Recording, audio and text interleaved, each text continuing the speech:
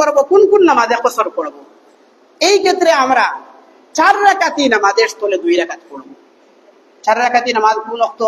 যোহর, আসর, এশা। এই 4 রাকাতের জায়গায় 2 রাকাত পড়ব। আর যে আছে মাগরিব 3 রাকাত, 3 রাকাতই পড়ব।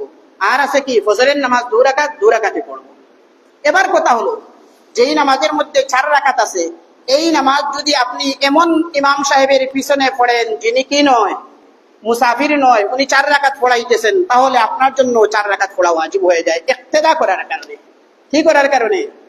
মুসাফির নয় এবং এমন ইমামের পিছনে ইক্তেদা করার কারণে আপনি মুসাফির হলেও 4 রাকাতি নামাজে আপনার জন্য 4 রাকাত পড়া ওয়াজিব হয়ে যায়, এজন্য 4 রাকাত পড়বেন। তাহলে মুসাফির অবস্থায় 4 রাকাতি নামাজের স্থলে 2 রাকাত পড়বো কোন অবস্থায়? যদি আপনি একা একা নামাজ পড়েন, অথবা যে ইমাম সাহেবের পিছনে নামাজ পড়তেছেন উনিও যদি মুসাফির হন, কি হন, উনি 2 রাকাত পড়াবেন, আপনিও মুসাফির মুক্তদি, আপনিও 2 রাকাত পড়বেন। তাহলে মুসাফির অবস্থায় কোন ব্যক্তি ইমাম হয়ে নামাজ পড়াইতে পারেন, কোনো অসুবিধা নয়। বলে হুজুর 4 রাকাতি নামাজ, যোহরের নামাজ মুসাফির অবস্থায় পড়ানো যাবে? যাবে। মুক্তদিরা যদি মুসাফির না হন, ইমাম সাহেব 2 রাকাত পড়ে সালাম ফিরাইয়া বলবেন আমি মুসাফির, আপনারা বাকি 2 রাকাত একা একা পড়ে নিন। একা একা 2 রাকাত পড়বেন, কিরাত পড়তে হবে না। দাঁড়াইয়া সূরা ফাতিহা পড়তে যত সময় লাগে এত সময় দাঁড়াইয়া নীরব থাকবেন, যেহেতু ইমাম সাহেবের পিছনে কিরাত পড়া নেই, এজন্য আনা কিরাতে বাকি সব নামাজ 2 রাকাত তারা পূর্ণ করবেন।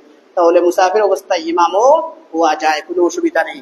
তাহলে বলছিলাম 4 রাকাতি নামাজের পরে 2 রাকাত মুসাফির অবস্থায় পড়বো যদি একা একই পড়েন, অথবা এমন ইমাম সাহেবের পিছনে যিনি মুসাফির। আর ইমাম সাহেব যদি মুসাফির নয়, তাহলে তার পিছনে ইক্তেদা করার কারণে আপনিও 4 রাকাত পড়বেন। আর 3 রাকাতের স্থলে 3 রাকাত, 2 রাকাতের স্থলে 2 রাকাত। এবার কথা হলো, হুজুর ফরজ নামাজের ক্ষেত্রে বিধান জানলাম, মুসাফির অবস্থায় সুন্নত নামাজ পড়া লাগে কিনা, এই মাসলা জানার দরকার আছে না নাই? আছে। হ্যাঁ, বলে আল্লাহ রাব্বুল ইজ্জত ওয়াল জালাল আপনার আমার প্রতি দয়ার মায়া করে ফরজ নামাজে যেহেতু কনসিডার করে দিয়েছেন, সফর অবস্থায় মানুষের কষ্ট হয়, ক্লান্তি হয়, এই জন্য সুন্নত নামাজ না পড়লে কোনো গুনাহ নেই, এটাও ছাড় দেওয়া হয়েছে। বলুন না সুবহানাল্লাহ। সুন্নত নামাজ না পড়লে কোনো গুনাহ নেই। তবে কথা হলো, উলামায়ে কেরাম, মুহাদ্দিসিনে কেরাম বলেছেন, যদি আপনি ধীর গতিতে সফর করতেছেন, কোনো ক্লান্ত নয়, তাড়াহুড়া নয়, স্থিতিশীলতা আছে, তাহলে ফরজ বাদেও সুন্নত পড়েন।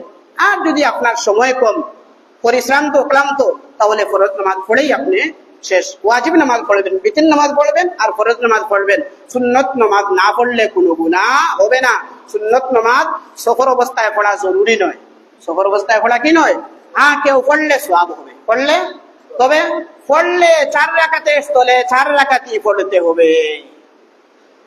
ফরজ নামাজে 4 রাকাতের স্থলে কয় রাকাত? 2 রাকাত। কিন্তু সুন্নত নামাজ পড়া লাগে না, পড়া জরুরি নয়, পড়লে সওয়াব আছে, কোনো গুনাহ নেই। না পড়লেও গুনাহ নেই, পড়লেও গুনাহ নেই। যদি সুন্নত নামাজ কেউ পড়ে, যেমন যোহরের 4 রাকাত সুন্নত, তাহলে 4 রাকাতের স্থলে 4 রাকাতই পড়তে হবে। বলেন হুজুর ফরজে 2 রাকাত আর সুন্নতে আবার 4 রাকাত কেন? বলে সুন্নত এটা তো এমনিতেই ছাড়, না পড়লেই হয়। তুমি যেহেতু পড়তেছো তাহলে পরিপূর্ণ পড়ো। কি করো? পরিপূর্ণ পড়ো। তাহলে এই একটা মাসলা আমরা জরুরি জানলাম, যে সুন্নত নামাজ নেই, এখানে কি নাই, পুরা নামাজ পড়তে হয়। সুন্নতের ক্ষেত্রে কসর নেই, কসর শুধুমাত্র ফরজের ক্ষেত্রে, ফরজের 4 রাকাতের ক্ষেত্রে 2 রাকাতি আর 3 রাকাতের মধ্যে কোনো কসর নেই। আরো অনেক মাসলা আছে, যে কিভাবে আমরা শুরু করব, কার অনুসারী হলে কয় রাকাত নামাজ পড়বো কিনা, এই সম্পর্কে আগামী জুমায় বিস্তারিত ভাবে আলোচনা করব ইনশাআল্লাহ। যদি আপনাদের সম্ভব হয় তাহলে এখানে নামাজ পড়ার চেষ্টা করবেন।